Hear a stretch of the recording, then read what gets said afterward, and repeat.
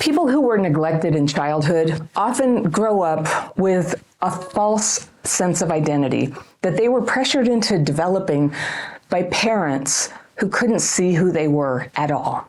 And this is a pattern I've come to recognize in hundreds of letters I've received. There's almost like, you could almost call it a developmental delay in forming a sense of self, of knowing, what are your preferences? What makes you happy? What do you long for? And some people, they just imprint on another person, a boyfriend or a girlfriend. And other people, they'll just burn out. They burn themselves out by trying and trying to somehow make the vision for them that their parents put on them feel good and make them happy, but it doesn't work. And so they're enraged, which is not a good frame of mind, and it doesn't lead to a good life. So my letter today is from a woman I'll call Mercy, and she writes, "Hi, Anna. I am a nurse in my early 20s, and I've been doing this work for 3 years, and it's pushed me to the point that I feel I cannot go on." All right, she's saying other words that are quite desperate, and I don't want to say them on YouTube, but I think you know where she's coming from. She says, "I lashed out at my parents, who are nicer now, but still don't fully comprehend that I'm a person, and the things they did impacted me forever." All right, so there's the identity wound. I've got the fairy pencil here. I'm going to circle things I want to come back to on a second reading, but let's see what Mercy can describe for us here. She says, "I isolate in my real life. I stay mentally stuck on people who are not good for me, and I can't handle dealing with family conflict because it sends me into female rage." Female rage, huh? I think I know what she means, but I'm not sure. "Now I only have my one best friend, who now lives several states away. We were new graduate nurses together, and we don't see each other very often. My little sister doesn't talk to me after I told her I didn't have the emotional capacity to deal with her new relationship problems right after she ended a years-long relationship with a toxic man who was also close to our family." I'm going to circle that. I might want to come back to that. "A major abandonment in my life was when I was 16, after going to school in one country for 6 years. I was told I was doing the SATs in a week, had to take it without a proper preparation, and my parents didn't let me eat before this exam or take snacks to the exam. And then they made me get on a plane at age 16 to go start nursing school back in the United States." Yeah, it's pretty extreme. "I had been away from the United States since I was 7, and when I tried to change my major, they cut me off financially. I had to stay with this major or drop out and be on the streets." Wow. "I have zero empathy for people who remind me of my father. I feel rage when I meet someone who acts like my mother, despite me often repeating the same patterns and behaviors as them.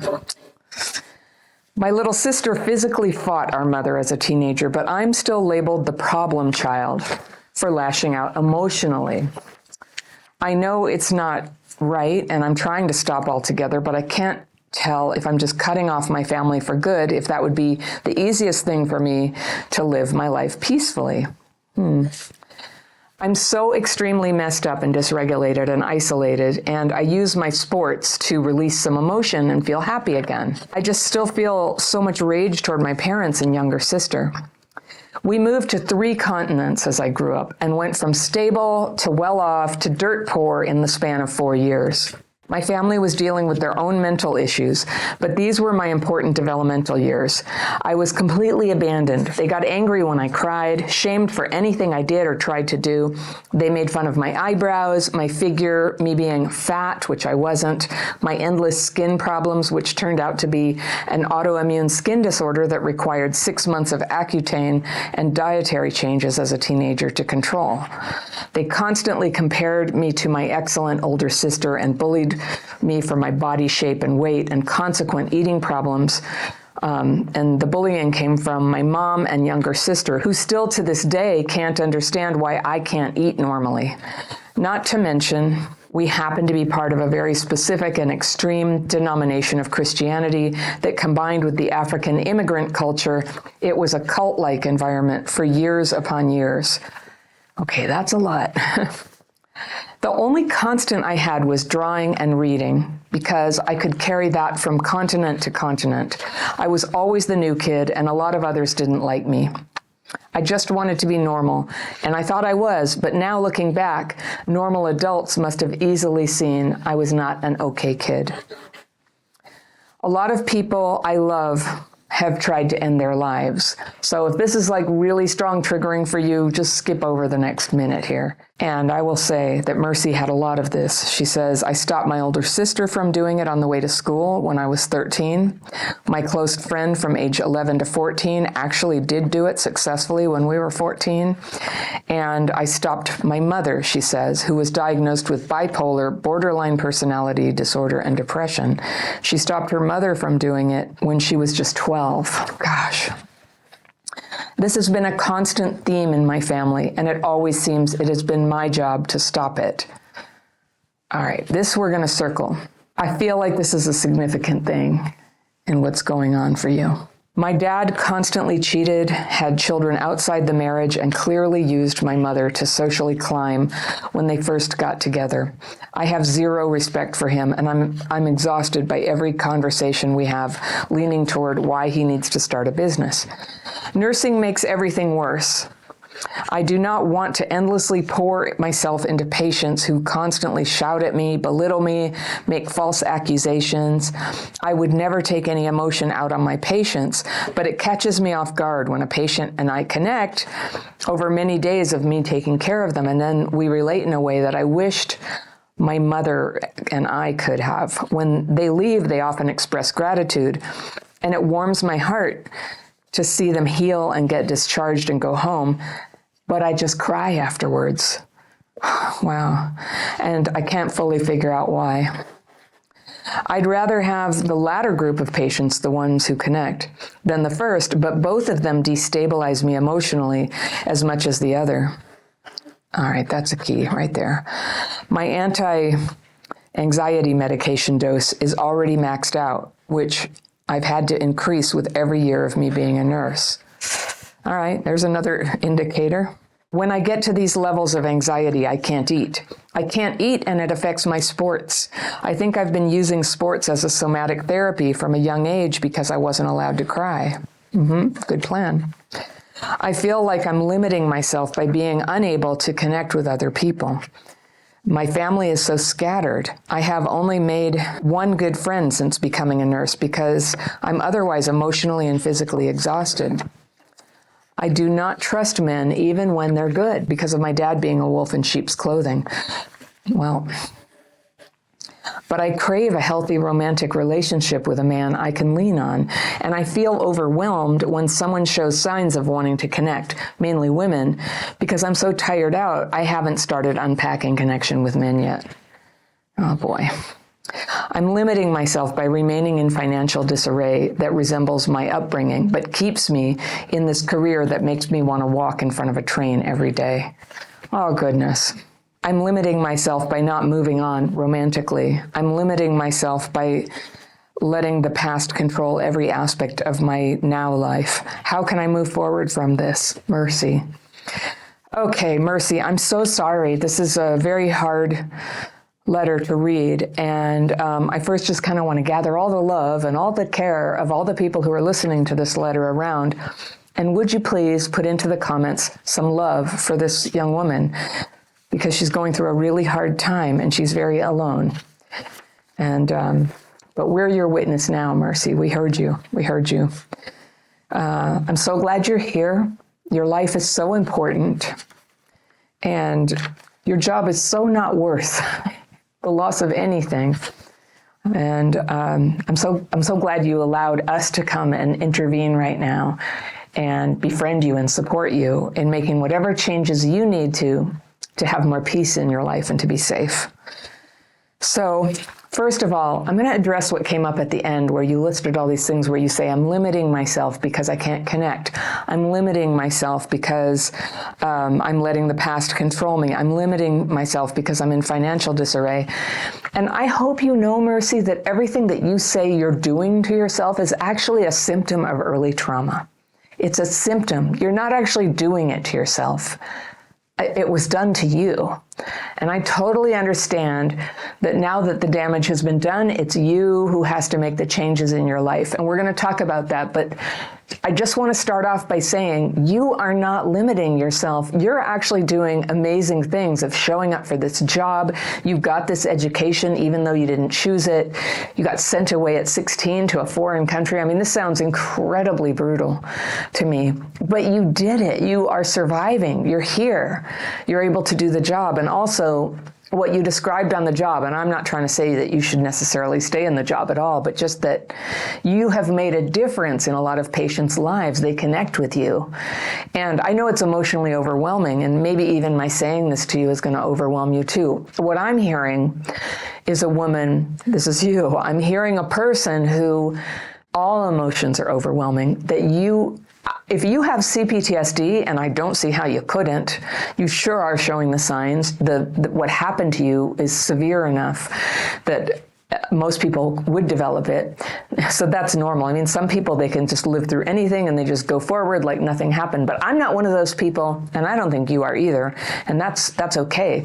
What's reacting to all of this is the beautiful, alive, sensitive parts of ourselves that were never really cut out to be unloved and not seen and forced, and that was never your destiny. But that's what you got. You got a bad hand of cards. And it's tempting to try to compare yours and say, well, at least it wasn't that, but it's worse than that. It's just, we each get our hand of cards and we deal with what we have. Now, you're in your early 20s, and I sometimes think that's one of the hardest ages to be with trauma, because the past is still coming at you like a tide that won't go out, The waves just keep coming in. You're still at the effect of your parents. You're still thinking that somehow if you perform well enough or tolerate what they told you to do well enough, that they will suddenly turn nice. But what you told me about them is like, well, your mom, she has, some serious mental health problems. And they're problems that normally drive apart marriages and families under the best of circumstances. So, yeah. I'm just going to throw out there, if you're not familiar with borderline personality disorder, I encourage you to look it up, not because I think you have it, but when you tell me your mom had it along with depression and bipolar, that is so much. And there's a TV show I love called The Bear. And in season 2, you get to meet the mother, who I believe is meant to, it's a dramatization of what it's like when a mother has borderline personality disorder. And it's Christmas. And it's an episode not to miss if you are strong and you want to see what another family looks like with that kind of person, and see if you relate. And it's not very scientific watching a TV show, but for me, it was really helpful. I have somebody in my past who I think had it. And when I saw that, it really, I was like, there it is. Yes, that's what it was. I see that. So I think the writers of that show knew what it was like. You are still sitting there trying to live up to the expectations of somebody who has a completely unstable reality, who alternately says, I love you, you're great, and then blames you for every problem on earth. And that's what I hear. They made you into the black sheep, even though your sister would hit. It's interesting that you got to be the black sheep. And I don't know what, I was the black sheep too. And my misbehavior was nothing compared to my older brother, who stole all the drugs in the house and got violent and created huge scenes every holiday.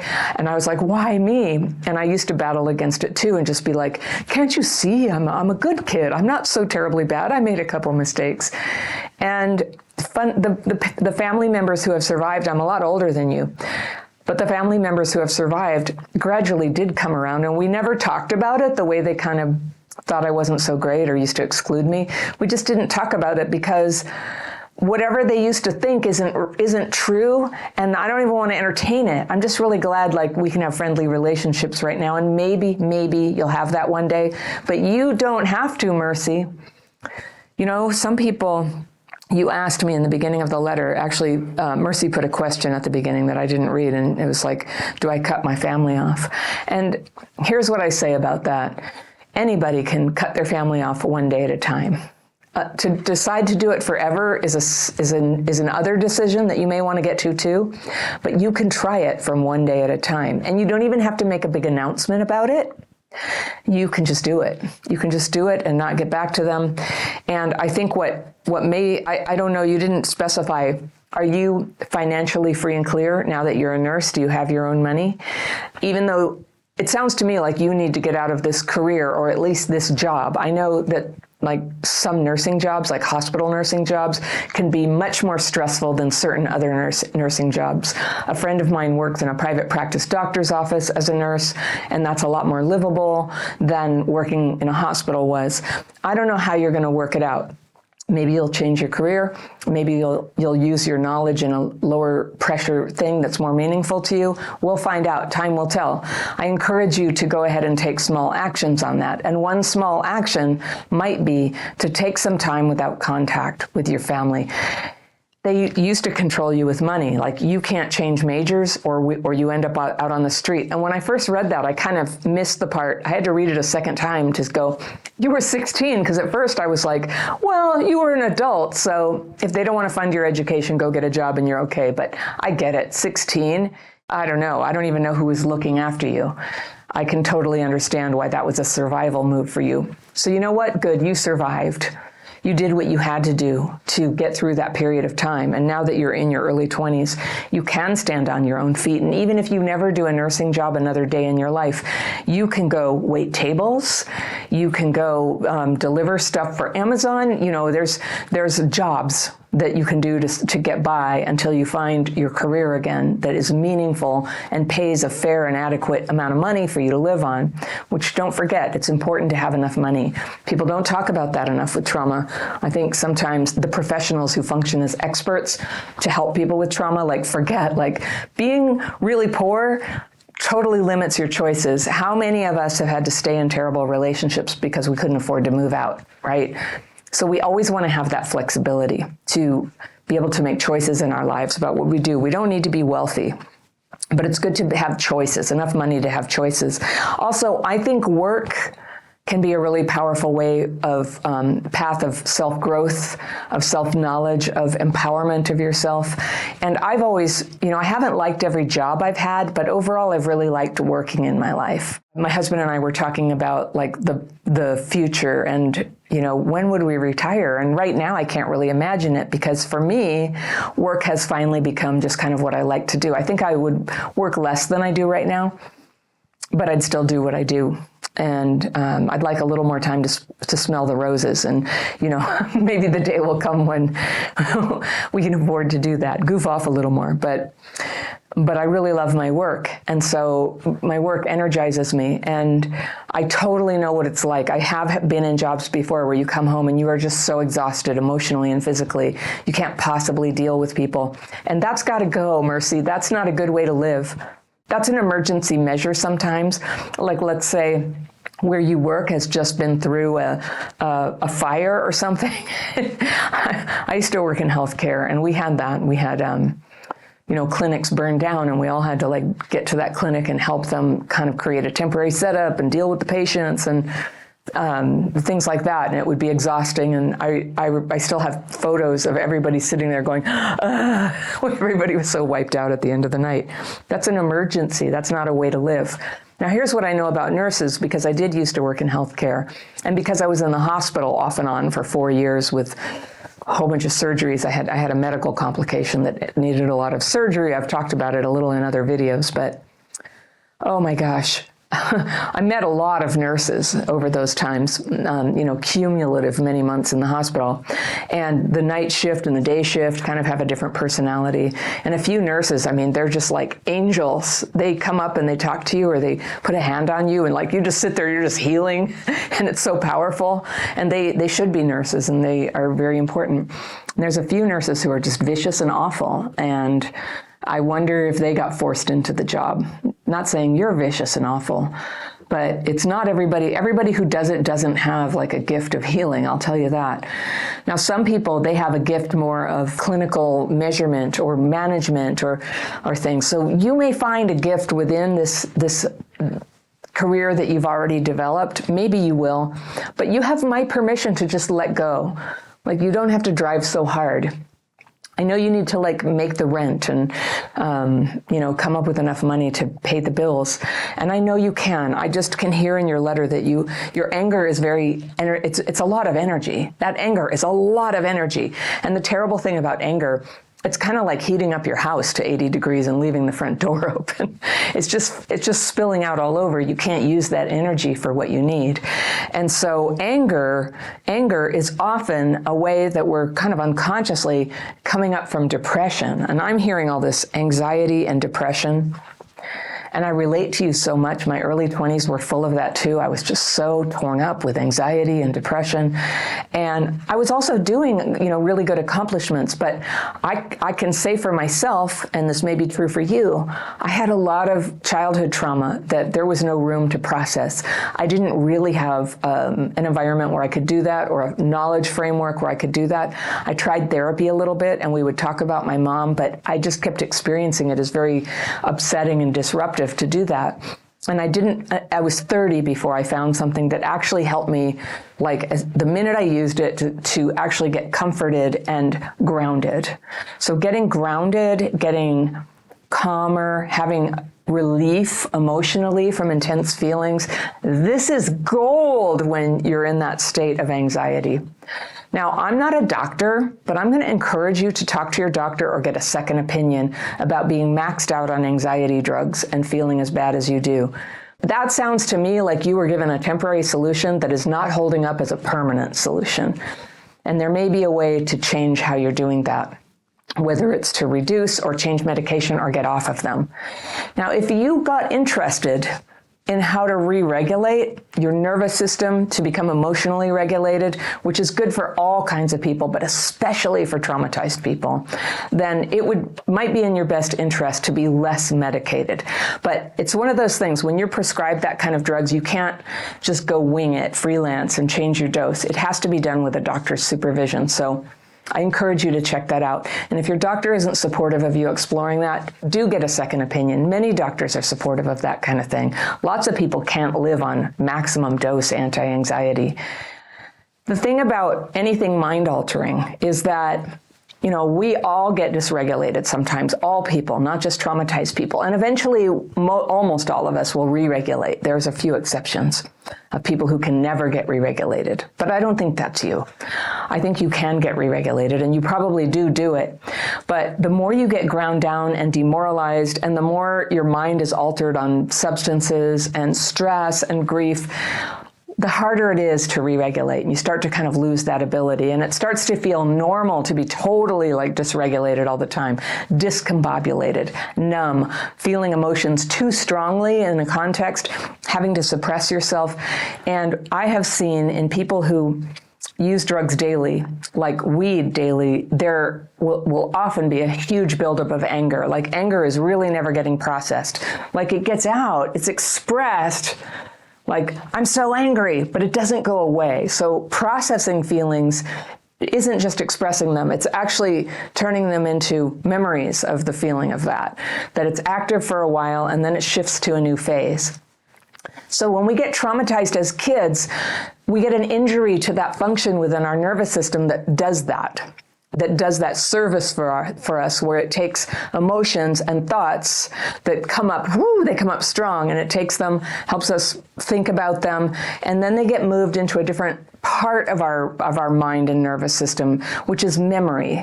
Active experiences, that's what gives you adrenaline, makes your heart beat, cortisol, keeps you up at night. That's something you're going through right now. If you can't process your thoughts and feelings, they just feel like they're all going on right now.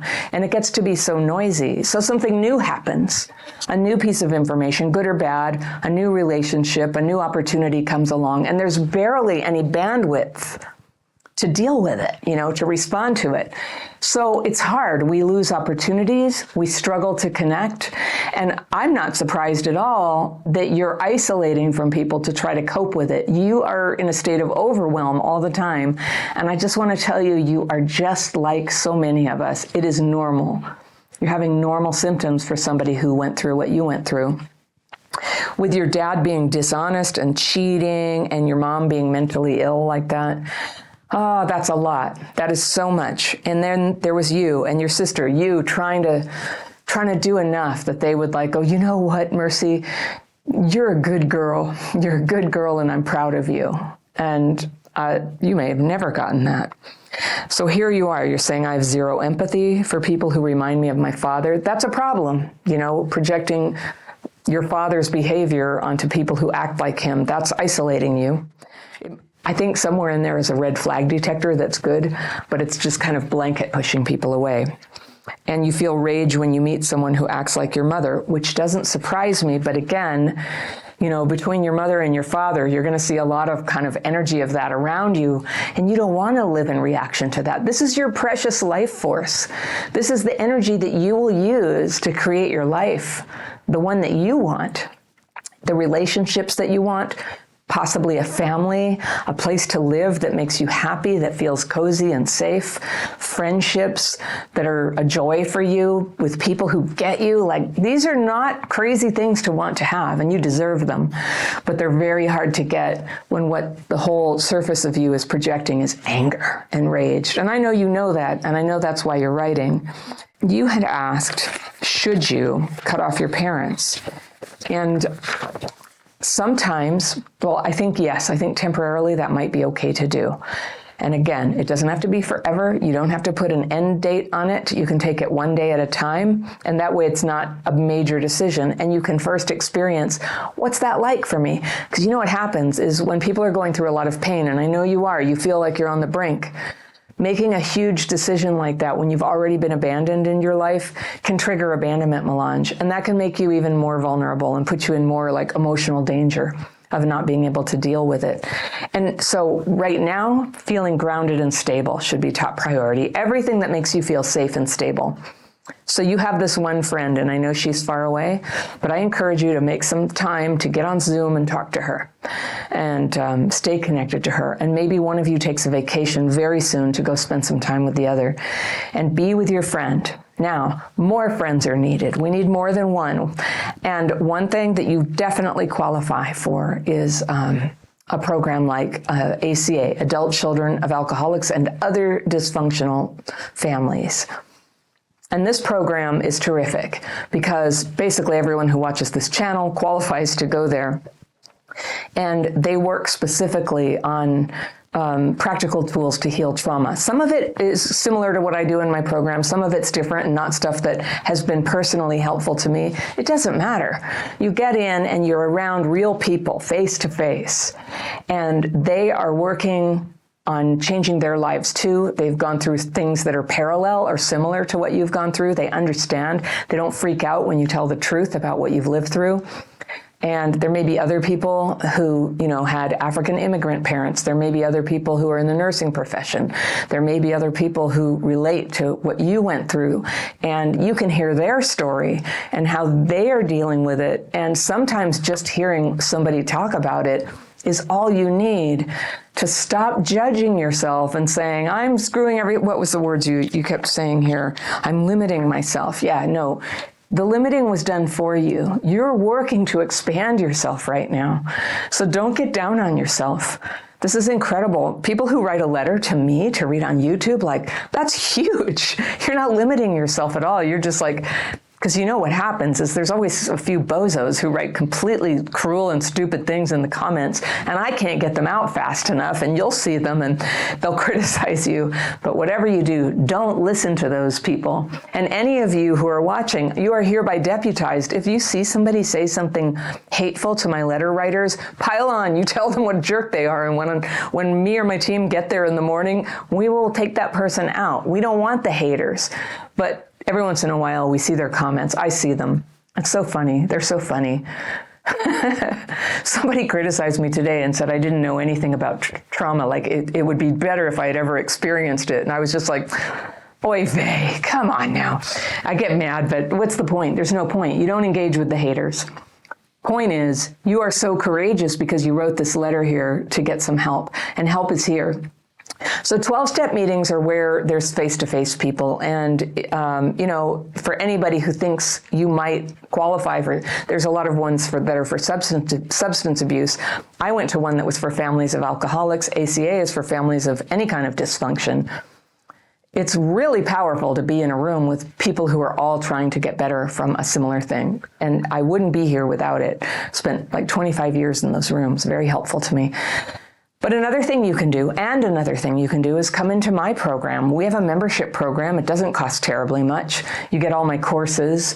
You get to come to our webinars every month for free. You get to join our secret Facebook group and come to my group coaching calls. And in the Facebook group, there's a lot of camaraderie and friendship, and you get to meet people with similar things. And it's a lovely, it kind of surprised me.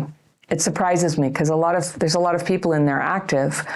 And by and large, they are so kind and thoughtful and helpful to each other. And then we do this thing called the daily practice. And I'm going to really if you do one thing that I'm talking to you about, try these daily practice techniques. It's a very specific writing technique followed by a simple form of meditation that anybody can do that can help bring that calm, that emotional relief in. And we do it twice a day. I needed it so bad. I was in a place similar to where you are now when I stumbled into it. And that was 30 years ago. And it's like my whole life now. I've got my book, Re-Regulated, coming out in a few months. It's all about what happened, what I learned to do.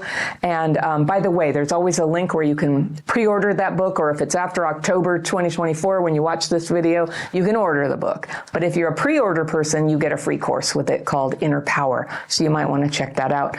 That link is always down below in the description section.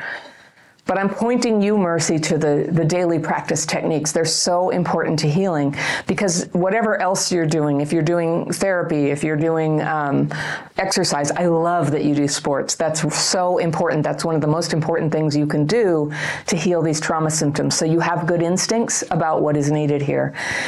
There are a number of things you can do. So processing the thoughts and feelings consciously, cognitively with this technique that I teach, the daily practice, can be another thing that you do. And we have calls every week for anybody who wants to come for free, who's learned the daily practice on Zoom. Hundreds of people come. I lead 2 of them a month. My team leads 2 more every month. So every week we're there. But in the membership program, there's about 1,000 people, and 20-something of them are leading peer-led daily practice calls. So there's multiple calls every day where 10, 20, sometimes 30 people get together and do the techniques together and often become friendly with each other, and good things come from connecting with people who are working on healing just like you.